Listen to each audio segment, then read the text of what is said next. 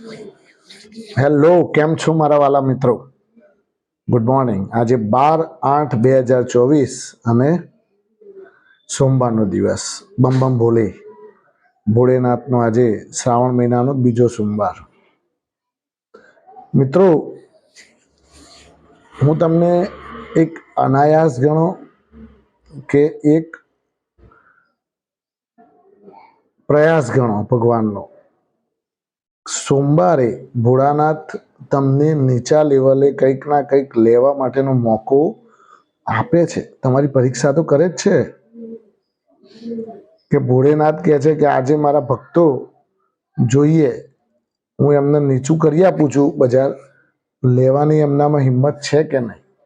તો મિત્રો, આજે ભોળાનાથ આપણા ઉપર કૃપા વરસાવી રહ્યા છે અને ટ્રેડિંગ ના કરતા આજે મહેરબાની કરીને કોઈ પણ મારા સબસ્ક્રાઈબર કે કોઈ પણ બીજા જે ચેનલ જોતા હોય એમને મારી ખાસ વિનંતી કે ટ્રેડિંગમાં ગવાઈ જશો તમે. કારણ કે ઊંચું નીચું કરશે આ લોકો. આમ લઈ જશે, આમ લઈ જશે, પાછા કંઈક ન્યૂઝ આવશે એટલે પાછું આમ જશે, પાછું કંઈક ન્યૂઝ આવશે એટલે પાછું નીચે આવશે. આવું બધું કરે. એમાં તમારા મારા જેવા રિટેલ ઇન્વેસ્ટરો તો ગભરાઈને બાપડા માલ ફેંકી દે. તો આપણે આવું નથી કરવાનું. આપણે શું કરવાનું છે કે એક ઘટાડો આવે તો તમને અદાણી ગમતું હોય તો અદાણી લો, તમને ટાટા મોટર્સ ગમતું હોય, ટાટા સ્ટીલ ગમતા હોય, તમને જે શેરમાં તમારે ઇન્વેસ્ટ કરવું છે એનો તમે ટાર્ગેટ બનાવીને રાખો કે 2% કે 1% કે 3% જે નીચે ખુલે તો મારે પરચેસ કરવા છે.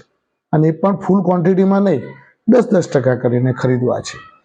તો આ પદ્ધતિ તમે વાપરશો તો તમે ધીમે ધીમે નીચા ભાવે ખરીદી કરી શકશો. બીજું મિત્રો, કે આજે હિન્ડલબર્ગનું જે રિપોર્ટ આવ્યો છે એ રિપોર્ટનું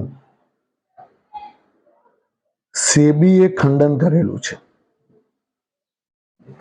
સેબીએ એનો જબરદસ્ત વળતો જવાબ આપેલો છે અને એક એક ડિસ્ક્લોઝરને એમણે વિસ્તૃતથી માહિતી આપેલી છે કે ભાઈ મેં આ રીતે ઇન્વેસ્ટ કરેલું, મેં મોરેશિયસમાં કરેલું, મેં બર્મુડામાં કરેલું. આ બધી વાત એમણે કરી. તો મિત્રો, તમે આજે તમે પોતે તમારા પેટમાં જો પાપ હોય તો તમે કોઈ જવાબ જ ના આપો. તમે એમ આડાઅવળા માર્ગે દોરીને લઈ જાઓ એને.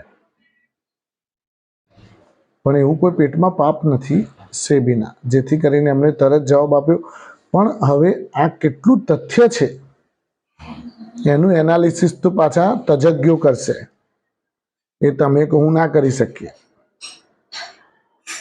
આ તો બધું તમારા મારા હાથમાં નથી આ બધું કરવું. આ બધા માટે તજજ્ઞો રાખેલા છે. તજજ્ઞો પાછા આનું સર્ચિંગ કરશે અને એને જોશે કે હિન્ડલબર્ગના શું પ્રશ્નો છે, એના સામે આ જવાબ આવ્યા. પછી પાછી એની બજાર ઉપર અસર થાય. જો એમાં કંઈ આડાઅવળા જવાબ આપેલા હોય ને કંઈ સેટિસ્ફેક્શન ના થતું હોય તો પાછું તોડે ખરું બજાર. અને જો સેટિસ્ફેક્શન થઈ જતું હોય અને હિન્ડલબર્ગના જે આરોપો છે પાયા વિહોણા છે એવું જો સાબિત થઈ જતું હોય તો બજાર પાછું દોડવાય માંડે અને અદાણીને બધા પાછા ઉપર દોડીને સર્કિટોય મારે પાછા. ઘાટ આવે તો આ તો બધું ના થવાનું થઈ જાય. મંદી કરવાની જગ્યાએ સર્કિટ ઉપરની સર્કિટો ખેંચી તો શું કરો? એના માટે કોઈ નિયમ છે નથી. એટલે આ બધી વસ્તુઓ ન્યૂઝ ઉપર જતી હોય છે કે આનું કઈ રીતે આ લોકો વિશ્લેષણ કરે છે. એટલે મિત્રો, આજે બજારમાં ખાલી તમે ઘટાડો આવે એટલે તમે લોંગ ટર્મ માટે ઇન્વેસ્ટ કરવું હોય તો લેજો. લોંગ ટર્મ માટે કોઈ ચિંતા નહીં, ડરતા નહીં, ગભરાતા નહીં. એનટીપીસી, પાવર ગ્રીડ, કોલ ઇન્ડિયાને ગઈકાલે એક મારા સબસ્ક્રાઈબર મિત્રએ મને પૂછેલું કે ભાઈ કોલ ઇન્ડિયામાં લોંગ ટર્મ એટલે કઈ રીતે, કેટલું રોકાણ કરવું એમ. લોંગ ટર્મમાં મિનિમમ 2 years આવે અને તમે 5 વર્ષ સુધી કરી શકો. પછી તમે 10 વર્ષ કરો તો તમને કોઈ ના નહીં પાડવા આવે. પણ મિનિમમ 2 વર્ષ તો તમે કરજો, એટલે જેથી કરીને કોલ ઇન્ડિયા ઉપર નીચે કરીને એ પાછો ઉપર જ જશે. બજાર ખરાબ આવે 450 થઈ જાય કોલ ઇન્ડિયા, પાછું ઉપર તો આવે પાછું. એવું ગભરાવાનું ના હોય. એટલે સારું વસ્તુ છે. ડિવિડન્ડ તો તમને આપે જ છે ધરાઈ. 8% ડિવિડન્ડ આપે છે. કઈ બેંક આપે છે? અત્યારે બેંકમાં મૂકવા જઈએ છીએ, એફડી કરીએ છીએ તો 7.25% આપે છે મેક્સિમમ. તો આ તો સારું કહેવાય ને. એટલે તમે મિત્રો કોલ ઇન્ડિયા, ઓએનજીસી, એનટીપીસી અને પાવર ગ્રીડમાં તમે બોલ્યા વગર રોકાણ કરેલું રાખજો અને ઘટાડો આવે એટલે ભેગા કરતા રહેવાનું. એનએચપીસીમાં ગઈકાલે એક ભાઈ પૂછતા હતા, કોઈ ચિંતા નથી, એસજેવીએન પણ સારો છે પણ લેજો ઘટાડે. હુડકો સારો છે, એનબીસીસી સારો છે. કાકા પીવીસી લોંગ ટર્મ માટે લઈને રાખી મૂકો. કાકા પીવીસીના કોમ્પિટિશનમાં આવ્યા છે 2-3 જણા, પણ કાકાના જેવું મટીરિયલ નથી અને કાકાના જેવું કોઈ પીવીસીમાં ફર્નિચર નથી થતું. એટલે સારું છે, એનું અપડેટેડ છે, કોઈ ચિંતા નથી. બીજું મિત્રો કે ટાટા સ્ટીલમાં પૂછતા હતા એક ભાઈ, ટાટા સ્ટીલમાં 180માં લીધેલા છે, ઘટાડો આવ્યો. વાંધો નહીં, ઘટાડો આવે એટલે એવરી ઘટાડે તમે થોડા કરીને લેતા રહો. એવરી ઘટાડે શું કામ ના લઈએ? આવી લગડી આઈટમ શું કામ ના લઈએ? લોંગ ટર્મ માટે લેવાની છે ને આપણે કોઈ 6 મહિના માટે કે 8 મહિના માટે નથી લેતા. આપણે 2 વર્ષ, 2.5 વર્ષ, 3 વર્ષ, 4 વર્ષ આના માટે લઈએ છીએ. અને જ્યારે સેક્ટોરલ તેજી ચાલુ થશે એટલે આ જ પહેલો ભાથીડો દોડશે. જ્યારે સ્ટીલ સેક્ટર દોડવાનું ચાલુ થશે એટલે આ જ લઈને દોડશે આખું બજાર. એ તમે ક્યાં જાણો છો? એટલે આવું ધ્યાન રાખતા રહો. અને અમર રાજા બેટરીમાં સારા ન્યૂઝ છે. આજે પોઝિટિવલી વર્કઆઉટ કરશે.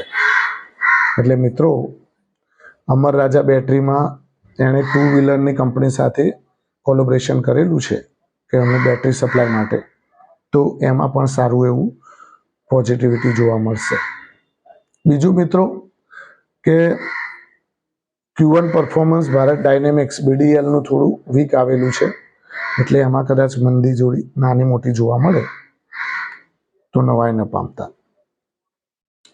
અદાણીના શેરોમાં પણ આજે ઘટાડો આવે એટલે જોજો રિટેલ ઇન્વેસ્ટરો અને મ્યુચ્યુઅલ ફંડો. આજે હિન્દલબર્ગને મને એવું લાગે છે કે દોડાઈ ના નાખે તો સારું છે. ફરીથી કોઈ રિપોર્ટ જ ના કાઢે ભારતનો.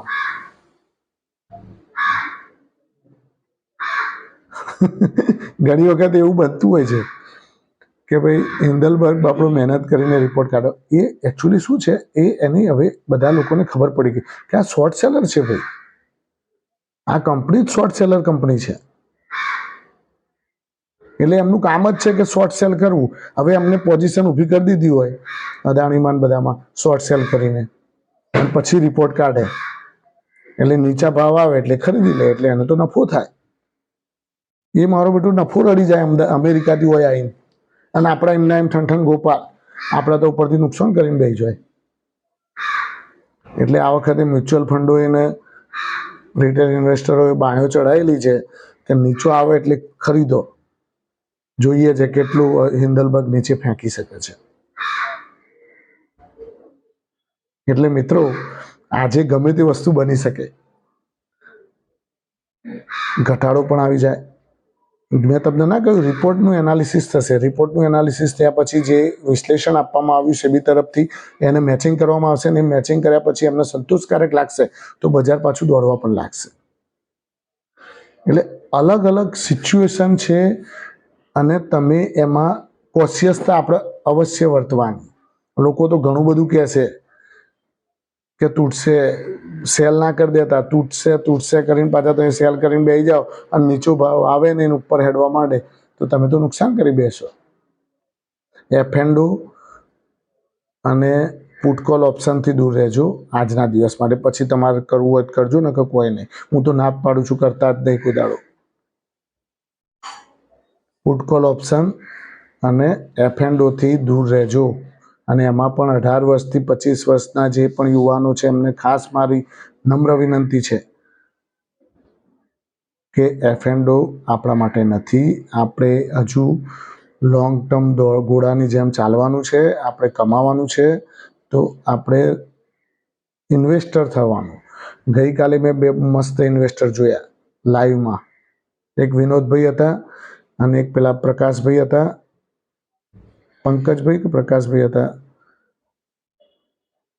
બોલો, એમનું ઇન્વેસ્ટર જુઓ તમે. એ બધા ભૂખા કાઢી નાખે. નીચા ભાવના શેરો કેટલી ધીરજ રાખીને બેઠા છે આ લોકો. આવી ધીરજ રાખો તો કમાઓ, તમે કેમ ના કમાઓ? શેર માર્કેટ એક કૂવો છે, એમાંથી તમને લોટું પાણી ભરતા આવડવું જોઈએ, ટોકર ભરીને આવડવું જોઈએ અને ટેન્કર ભરીને લેતા આવડવું જોઈએ. અમુક લોકો તો પાછા પાણી અંદર હોય તો આપણું પાણી અંદર નાખે, એટલે નુકસાન કરે એનો મતલબ. અને જે ભરે છે એ નફો કરે છે. એટલે મિત્રો, અમુક વસ્તુઓ તમે ખાસ જોજો. મેં તમને 2 શેર્સ કહેલા ગયા અઠવાડિયે, ટાટા પાવર અને ભેલ. ઘટાડે જેણે ભેગા કર્યા છે એ જોજો, એન્જોય કરજો. 3-4 મહિના 6 મહિનાની રાહ જોજો, 20-30% નફો મળશે. Thank you very much. ખૂબ ખૂબ આભાર મિત્રો. આજનો દિવસ તમારા માટે અને હિન્ડલબર્ગ માટે કસોટીનો દિવસ છે, સેબી માટે પણ કસોટીનો દિવસ છે. તો જોવાનું રહ્યું કે આજે મ્યુચ્યુઅલ ફંડ અને રિટેલ ઇન્વેસ્ટર FIIને હંફાવે છે કે નહીં. Thank you very much. ખૂબ ખૂબ આભાર મિત્રો.